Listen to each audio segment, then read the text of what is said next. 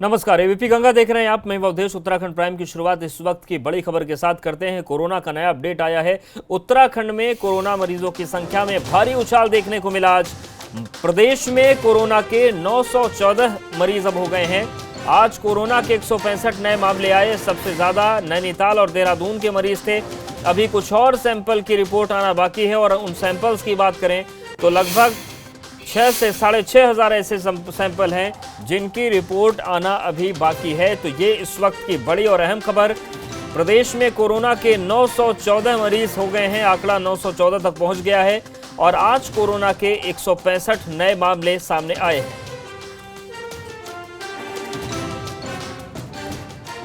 और एबीपी गंगा संवाददाता विनोद हमारे साथ जुड़ रहे हैं देहरादून से। विनोद, कोरोना को लेकर क्या अपडेट मिल रहा है?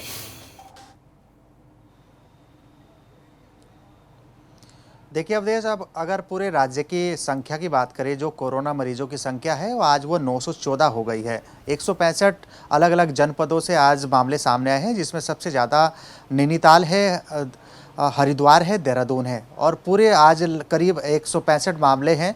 अब उसके वजह से आज संख्या बढ़कर 914 हो गई है। लेकिन अभी जो हेल्थ बुलेटिन जारी होता है 8 बजे का, उसका इंतज़ार करना होगा। लेकिन ये संख्या में अभी और उछाल हो सकता है, क्योंकि लगातार मामले और संख्या बढ़ती जा रही है। क्योंकि लगातार एक सप्ताह ऐसा हो गया है कि सैकड़ों की संख्या में प्रतिदिन इजाफा होता जा रहा है और यही वजह कि आज भी 165 मामले सामने आए हैं उत्तराखंड के अलग अलग जनपदों से, जिसके चलते आज बढ़कर संख्या 914 हो गई है, जिसमें सबसे ज़्यादा नैनीताल के रहने वाले हैं।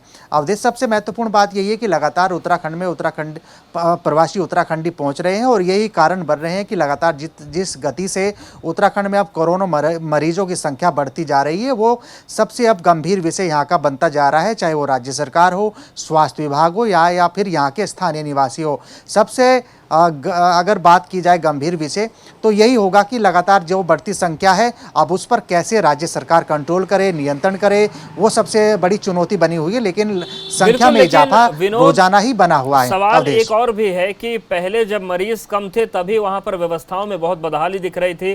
क्वारंटीन सेंटर्स की हालत क्या थी, कई बार हम लोगों ने उसको दिखाया। लेकिन मामले इतनी तेजी से बढ़ रहे हैं, व्यवस्था की दुर्दशा इतनी है, तो आगे तो बड़ी भयावह स्थिति हो जाएगी। या फिर प्रशासनिक सुधार कुछ देखने को मिल रहा है? जी देखिए, मैं अवधेश आपको ये भी अपडेट कर दूं कि जो लॉकडाउन 4 था, यानी 17 मई तक का जो लॉकडाउन 4 था, उसमें संख्या 93 थी पूरे राज्य की। और एक ऐसे करीब 12 दिन ऐसे गुजर गए हैं जिसमें करीब 600 से 700 कोरोना मरीजों की संख्या बढ़ गई है। और ऐसे में राज्य सरकार की व्यवस्था, व्यापक व्यवस्था पूर्व की थी, लेकिन अब लगातार इतनी भारी संख्या में इजाफा होना राज्य सरकार की मुश्किलें तो बढ़ा ही रहा है, चुनौती भी दे रहा है। और साथ ही साथ अब जिस तरीके से लगातार उत्तराखंड में कोरोना मरीजों की संख्या में इजाफा होता जा रहा है, तो स्वास्थ्य विभाग की पूरी तरह से पोल खोलता नजर आ सकता है। क्योंकि लगातार अब हर जनपदों में संख्या बढ़ती जा रही है, चाहे वो नैनीताल हो, उधम सिंह नगर हो, हरिद्वार हो, तमाम या जितने भी पहाड़ी जनपद हों, इलाके हों। अब ऐसे में राज्य सरकार के सामने मुसीबत तो है ही है, क्योंकि एक ऐसा ही मामला अब उत्तराखंड में ये भी देखा जा रहा है कि जो कैबिनेट मंत्री सतपाल महाराज थे, वो भी अब पॉजिटिव पाए गए हैं। उनकी पत्नी पॉजिटिव पाए गए हैं। उनके साथ साथ में 22 लोग ऐसे हैं कि अब वो भी पॉजिटिव पाए गए हैं। लेकिन अब पूरे राज्य में पूरी तरह अहम खबर है जो हम दर्शकों को बताने जा रहे हैं कि कैबिनेट मंत्री सतपाल महाराज भी कोरोना पॉजिटिव आ गए हैं। उनकी पत्नी अमृता रावत कल ही पॉजिटिव आ गई थी। परिवार, स्टाफ और सुरक्षा कर्मियों का सैंपल लिया गया है और जो आशंकाएं हैं, जो चर्चाएं निकल कर सामने आ रही हैं, उसके मुताबिक 30 से ज्यादा लोग पॉजिटिव हो सकते हैं। तो सतपाल महाराज कैबिनेट की बैठक में शामिल हुए थे। मतलब ये हुआ कि पूरी कैबिनेट में कोरोना फैलने की आशंका है। मुख्यमंत्री समेत अब सरकार के तमाम मंत्रियों का कोरोना टेस्ट होगा। अधिकारियों के भी कोरोना टेस्ट किए जाएंगे। कितने लोग उनसे प्रभावित होकर पॉजिटिव होते हैं, ये देखने वाली बात होगी। तो दो तस्वीर आपको हम दिखा रहे हैं। पहली तस्वीर सतपाल महाराज के उस आवास की जहां पर पहले ही चस्पा किया गया था नोटिस क्वारंटीन रहने का, लेकिन सतपाल महाराज कैबिनेट की मीटिंग में पहुंच गए और अब उनका जो कोरोना टेस्ट है उसकी रिपोर्ट पॉजिटिव आई है। और सतपाल महाराज के साथ ही साथ अब पूरी जो कैबिनेट है वो इस वक्त कोरोना के खतरे की जद में आ गई है। और विनोद लगातार हमारे साथ बने हुए। विनोद, ये एक बड़ी टेंशन की खबर है कि केवल सतपाल महाराज ही नहीं, अब उनका इलाज तो शुरू हो जाएगा, लेकिन पूरी कैबिनेट और मुख्यमंत्री पर भी आशंका इस बात की बढ़ गई है कि कहीं वो भी कोरोना पॉजिटिव ना हो गए हों। जी अवधेश, इस खबर को टेंशन की खबर जरूर कहेंगे, क्योंकि कल जिस तरीके से सतपाल महाराज की पत्नी अमृता रावत में कोरोना मरीज की पुष्टि की गई है एक निजी लैब के द्वारा, और उनको कोरोना के मरीज के रूप में उनकी पुष्टि कर दी गई है, और उस लिहाज से सतपाल महाराज का सैंपल लिया गया था और वो भी आज पॉजिटिव पाए गए हैं, और उसके साथ साथ में 22 लोग ऐसे हैं जो आज पॉजिटिव पाए गए हैं। सतपाल महाराज के आवास से करीब 41 लोगों को आज एक होटल में शिफ्ट किया गया है, क्वारंटीन किया गया है। खुद सतपाल महाराज को एक होटल में क्वारंटीन कर दिया गया था, लेकिन स्वास्थ्य विभाग हो या चाहे राज्य सरकार सुबह से ही इस बात पर टकटकी लगाए बैठा हुआ था आखिरकार सतपाल महाराज की रिपोर्ट क्या आती है। लेकिन अब साफ स्थिति हो गई है, अब सतपाल महाराज की जो रिपोर्ट है वो पॉजिटिव आ गई है। और अब की अपडेट ये मैं बता दूं कि सतपाल महाराज एक होटल में क्वारंटीन है, और साथ ही साथ 41 लोग उनके जो साथ के थे, जो उनके घर पर थे, वो भी उसी होटल में ठहरे हुए हैं, यानी क्वारंटीन किए गए हैं। अब उनको ऋषिकेश एम्स में अब भर्ती कराया जा रहा है, और यही वजह है कि ये टेंशन सबसे बड़ी लोगों के सामने तो है ही है, साथ ही साथ अब राज्य सरकार के तमाम उन मंत्रियों के सामने ये है, खुद मुख्यमंत्री के सामने ये है, क्योंकि पूर्व यानी 2 दिन पहले सतपाल महाराज उस कैबिनेट बैठक में शामिल हुए थे जो मुख्यमंत्री की अध्यक्षता में कैबिनेट बैठक हो रही थी। तमाम उसमें वरिष्ठ मंत्री सरकार के मौजूद थे, अधिकारी मौजूद थे, कर्मचारी मौजूद थे, और मीडिया कर्मी वहां पर मौजूद थे, सबसे वो मिले भी। अब यही देखना होगा आखिरकार सरकार किस तरीके से अपनी मंत्रियों को क्वारंटीन करती है, खुद अपने आप को करती है, ये सामने सबसे बड़ी चुनौती होगी। लेकिन अब सरकार के मंत्री मदन कौशिक का ये भी बयान है कि जितने भी वहाँ उस बैठक में मौजूद थे, चाहे वो कैबिनेट मंत्री हो, चाहे अधिकारी हो, चाहे कर्मचारी हो, तमाम लोगों को अब क्वारंटीन करने की व्यवस्था यानी तैयारी की जा रही है। लेकिन अब सबसे बड़ी चुनौती यही है कि अब अगर पूरा ही मंत्रिमंडल क्वारंटीन हो जाएगा तो ऐसे में राज्य के तमाम कार्य किस तरीके से होंगे, ये एक बड़ा सवाल है। लेकिन अब इतना जरूर है कि बड़ा सवाल है और बड़ी लापरवाही भी है, क्योंकि जिम्मेदार लोग अगर इस तरीके से लापरवाही कर जाएंगे तो फिर पूरी लड़ाई उत्तराखंड में कोरोना की कमजोर हो सकती है। शुक्रिया विनोद, जानकारी और अपडेट्स को देने के लिए। उत्तरकाशी में आज 6 व्यक्तियों की कोरोना सैंपल की जांच रिपोर्ट पॉजिटिव आई है। 4 व्यक्ति मुंबई से 18 मई को उत्तरकाशी आए थे, जबकि 2 व्यक्ति भी 21 मई को मुंबई से उत्तरकाशी आए थे। संक्रमितों में एक 5 माह की गर्भवती महिला भी है। गर्भवती महिला की विशेष सतर्कता बरतते हुए उनके स्वास्थ्य का पूरा ख्याल रखा जा रहा है। बाकी सभी संक्रमितों को आइसोलेशन वार्ड में भेज दिया गया है।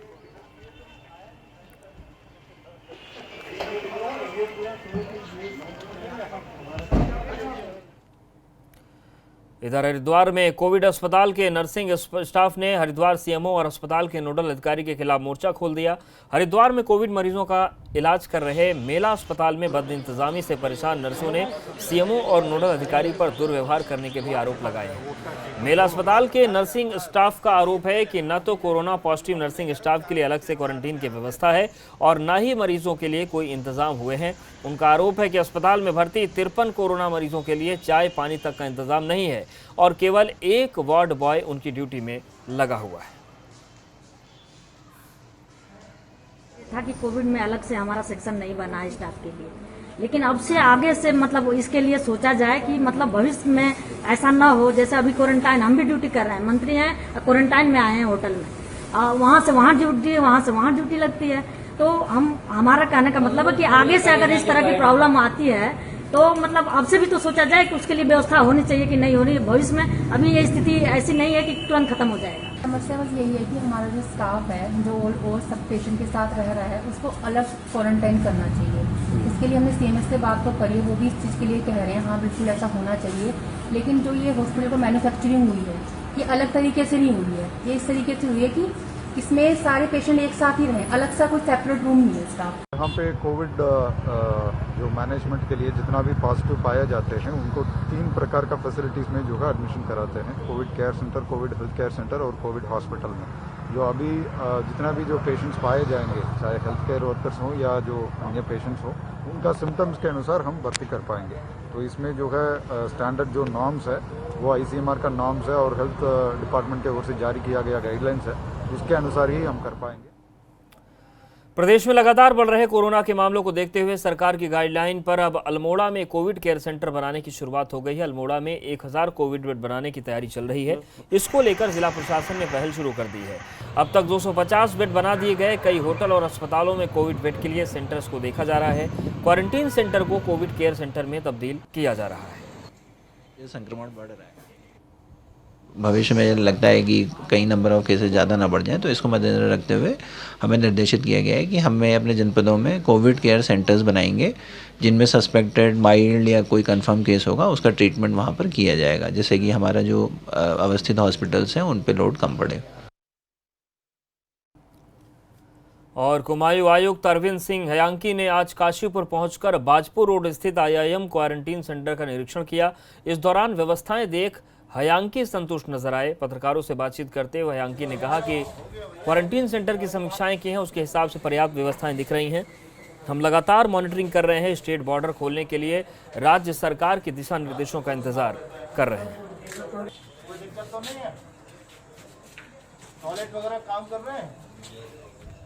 अच्छी स्थिति है। यद्यपि अभी हाईकोर्ट ने भी अपने एक नई इंडिपेंडेंट एजेंसी के रूप में उनके अधिकारियों के द्वारा भी जांच की जा रही है, उनकी भी रिपोर्ट्स अभी अवेटेड हैं। लेकिन बाय एंड लार्ज अगर डिस्ट्रिक्ट्स को हम लोगों ने समीक्षा करी है, पर्याप्त संख्या में बेड्स हैं, पर्याप्त व्यवस्थाएं हैं। हम लोगों ने even zonal magistrates, district magistrate ने लगा रखे हैं। अलग अलग जोन में वो लोग रेगुलर मॉनिटरिंग कर रहे हैं। जो फील्ड लेवल के ऑफिशियल्स हैं उनको भी लगा रखा है कोऑर्डिनेशन के लिए, ताकि अगर रूरल एरिया में क्वारंटीन सेंटर्स हैं तो प्रधान साहबान को कोई दिक्कत ना हो, उनकी बातें प्रशासन तक पहुंचे समय से, और जो भी समस्या हैं अगर इंगित की जाती हैं तो उनका निराकरण हो जाए। टिहरी जिले में कोरोना संक्रमण के बढ़ते मामलों को देखते हुए प्रशासन द्वारा कोरोना पॉजिटिव लोगों की कॉन्टैक्ट हिस्ट्री खंगाली जा रही है। जिले में अभी तक 74 कोरोना पॉजिटिव मामले सामने आए और उनके कॉन्टैक्ट हिस्ट्री में 700 से अधिक लोग शामिल हैं। वहीं गांव में 50 लोग और चिन्हित हुए, जिनके सैंपल लेकर भेजे जा रहे हैं। जिले में कोरोना पॉजिटिव मामलों में अधिकतर महाराष्ट्र और दिल्ली के हैं, जो बसों और ट्रेन द्वारा देहरादून और हरिद्वार पहुंचे। डीएम का कहना है कि अभी तक जिले में सुरक्षा को देखते हुए 3 गांवों को लॉकडाउन किया जा चुका है। अगर आगे भी संक्रमित लोगों की संख्या में इजाफा होता है तो टिहरी में 550 बेड और मुनी की रेती में 250 बेड के लिए तैयारी कर रहे हैं। जनपद में अगर हम बात करें तो अब तक 74 पॉजिटिव केस हमारे आ चुके हैं, जिनका कि हम लोग कॉन्टैक्ट ट्रेसिंग कर रहे हैं। तो हम लोग ये कह सकते हैं कि 74 लोगों के लगभग 700 से अधिक कॉन्टैक्ट्स हमने ट्रेस कर लिए हैं।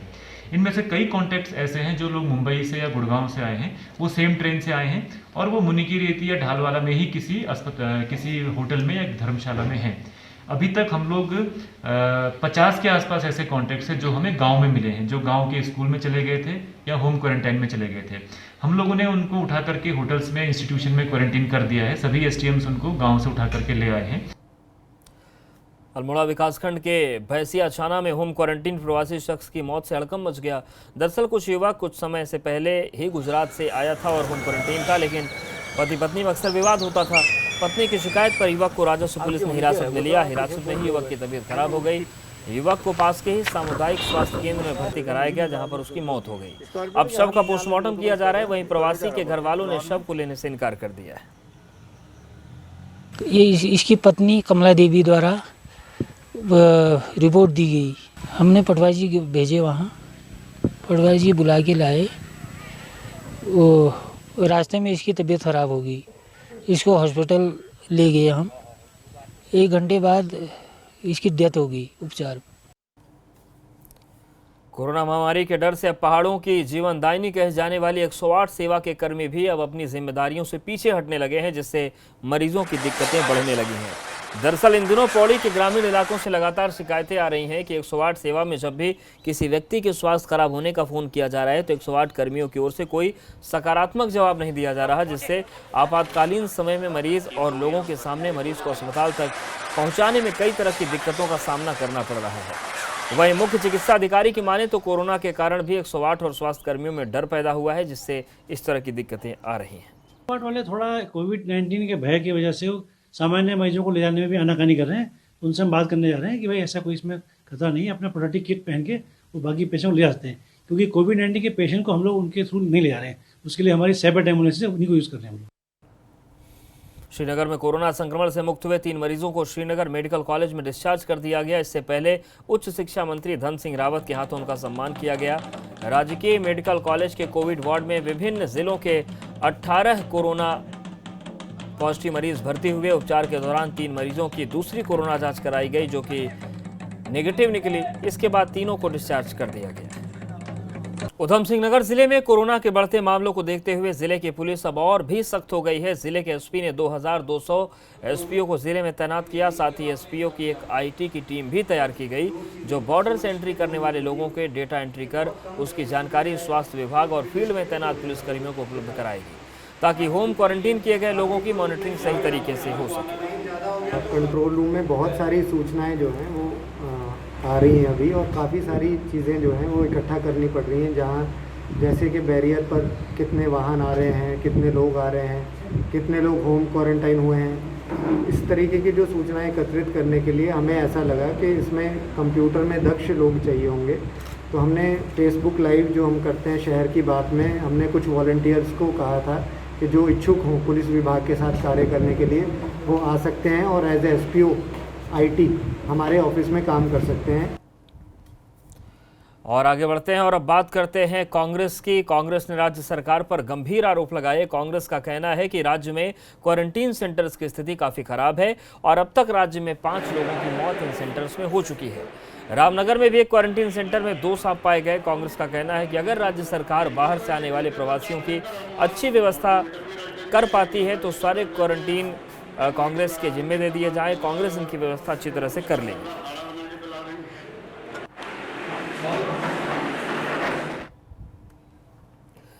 और काशीपुर में काम कर रहे मजदूरों पर दोहरी मार पड़ी है। ठेकेदार ने समय पर मजदूरी नहीं दी और लॉकडाउन के चलते मजदूर बेरोजगार हो गए। अब वापस अपने घर लौटने में मजबूर ये मजदूर पश्चिम बंगाल और झारखंड के लिए पैदल ही निकल पड़े हैं। दर्जनों लोगों को अपने परिवारों के साथ देख प्रशासन इन्हें रोक लिया और स्टेशन रोड पर एक स्थान पर बिठा दिया गया है। अब इन लोगों के बाबत प्रशासन क्या निर्णय लेता है, देखने वाली बात होगी। उधर इस मामले में ज्वाइंट मजिस्ट्रेट गौरव सिंघल से संपर्क साधा गया, पर संपर्क नहीं हो पाया। लाया हम लोग को 3 महीने 4 महीने हो गया, पैसा दिया नहीं घर पे, सब ये बच्चे घर पे मर रहा है भूखे वगैरह। हाँ, ऐसा इसलिए हम लोग सब घर जा रहे हैं। झारखंड से ये कितने महीने पहले हो गया? 5 महीने हमें। कितने लोग आए थे आप? हम आए थे 38-40 आदमी जी। अच्छा, और अब क्या दिक्कत आ रही है? दिक्कत ये आ रही है, अभी पैसे ना मिल रहा हो। अभी ये लॉकडाउन में हम लोग अपने घर जाएंगे तो अब पैसे यहाँ खाने की भी दिक्कत हो रही है, इसलिए हम लोग अपने घर चला जाते हैं। बागेश्वर में राजस्व पुलिस की अभिरक्षा में हुई ट्रैक्टर चालक की मौत के मामले में नया मोड़ आ गया है। मृतक के बेटे ने हत्या किए जाने का आरोप लगाते हुए अज्ञात के खिलाफ मुकदमा दर्ज कराया। मृतक के बेटे का कहना है कि कुछ दिन पहले ठेकेदार के कहने पर उसके पिता सेराघाट में काम को चले गए थे। अभी तक इस मामले में किसी पर भी कार्रवाई नहीं हुई है। ये जो बागेश्वर जिला है, इस बागेश्वर जिला में हॉस्पिटल के अंदर कोई पीएम नहीं हुआ है आज तक, जो मेरे पिताजी का नहीं हुआ आज। बस मैं ये जानना चाहता हूँ, मैं इस चीज़ के ऊपर जांच चाहता हूँ कि ये यहाँ पे मेरे पिताजी का पीएम क्यों नहीं हुआ और किस कारण से नहीं हुआ और हमें गुमराह क्यों किया गया है अभी तक। बस मैं ये जांच चाहता हूँ। हत्या मानते हो या आत्महत्या? हत्या मानता हूँ मैं, बिल्कुल इसको देखने के बाद मैं बिल्कुल इसको एक हत्या मानता हूँ। और कुमाऊं की 3 बड़ी नदियों में 1 जून से खनन कार्य पूरी तरह बंद हो जाएगा। आगामी मानसून सत्र के लिए कोसी, नंधौर और दापका नदी में खनन कार्य बंद करने के निर्देश दिए गए हैं। खनन अधिकारी के मुताबिक लॉकडाउन के चलते अब तक केवल 23 लाख घन मीटर रेत की निकासी हो पाई, जबकि 30 लाख घन मीटर रेत निकालने की इजाजत दी गई थी। लिहाजा मानसून सत्र को देखते हुए कम निकासी के बावजूद नदियों में खनन कार्य 1 जून से बंद करने के निर्देश दिए गए। ये हमारे पास जो कोला, कोसी, नंदौर, दापका वन निगम को आवंटित लॉट है, उन सभी की एफसी भारत सरकार से पहले ही क्लियर हो चुकी है। सभी की एफसी में 31 मई तक का टाइम दिया है, जिसमें उच्च स्तर पर शासन स्तर पर बैठक की गई है। बैठक के उपरांत ये अभी तक सूचना प्राप्त है कि इसका संदर्भ में भारत सरकार को पत्र प्रेषित किया जाएगा कि इसमें 31 मई के बाद खनन कार्य किया जाना है नहीं। खनन माफिया पर लगाम कसने के उत्तराखंड सरकार के दावे की फिर से पोल खुल गई। कोटद्वार में अपने सहयोगी कैमरामैन के साथ अवैध खनन का वीडियो कवरेज करने नदी किनारे पहुंचे पत्रकार पर खनन कारोबारियों ने जानलेवा हमला कर दिया। कारण कारोबारियों के हौसले इतने बुलंद हैं कि कोटद्वार थाने के अंदर सीओ कोतवाल के सामने भी पत्रकार पर हमला बोल दिया गया। वहीं थाने में हुए हंगामे के बाद पत्रकार की तहरीर पर मुकदमा दर्ज कर लिया गया। आप देखिए माफिया कितने बुलंद हैं कि अधिकारियों के सामने ही पत्रकार पर जानलेवा हमला कर देते हैं। मुझे चोट नहीं लगी, मुझे चोट ना लगी, मैं तो ठीक हूँ ना, मुझे कुछ नहीं लगी, मैं तो पत्थर में गिर गया, मुझे चोट लग गई। चलो आप रिकॉर्ड लिखवा मेरे और इन्होंने कहा अगर तू आज नहीं पकड़ में आता तुझे 3 दिन में गोली मार देते तेरे घर में घुस के। ये देख रहे ना, अगर मुझे गोली लग गई और मुझे कुछ हो गया इसके जिम्मेदार आप। सुन लेगा अब आप खाने आ गए, मेडिकल स्टाफ का होने देखो मैं करवा रही आप जबरदस्ती करा दो। तो ये होती है हेकड़ी कि पुलिस वाले बैठे हैं, वहां पर गोली मारने की बात हो रही है और प्रशासन और पुलिस के लोग मौन हैं। समझा जा सकता है कि दबाव कितना ज़्यादा होगा। इस बुलेटिन में फिलहाल इतना है।